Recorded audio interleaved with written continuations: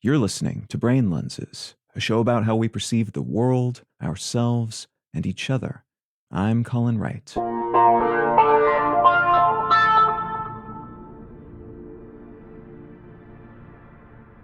A recent study in Current Biology found that applying our cognitive resources to tedious, mentally taxing activities can lead to higher glutamate levels in our brains.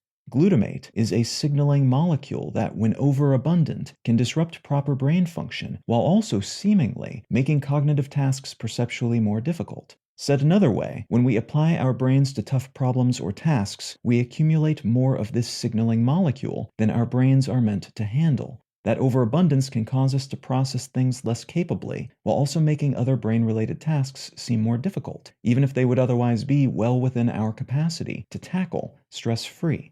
This study represents another link between neurometabolism, how our brains get and manage energy, and cognitive fatigue, which we might think of as mental exhaustion.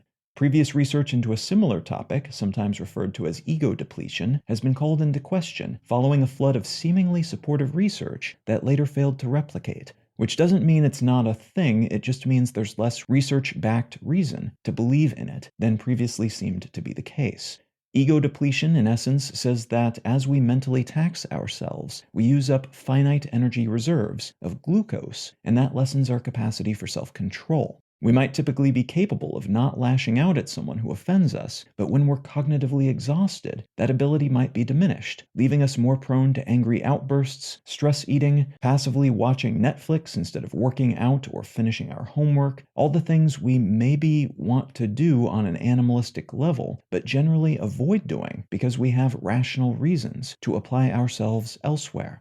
This new research differs from ego depletion in that it says we become cognitively fatigued when our glutamate levels are elevated, which messes with a neural system that moderates our capacity to choose long-term rewards over short-term gains, opting to exercise instead of eating cake, for instance. You can find out more about Brain Lenses, including how to support this show, and in return receive an additional episode of the show each week at brainlenses.com. You can also support this and all of my projects at understandery.com. I'm Colin Wright, and I'll talk to you again next week.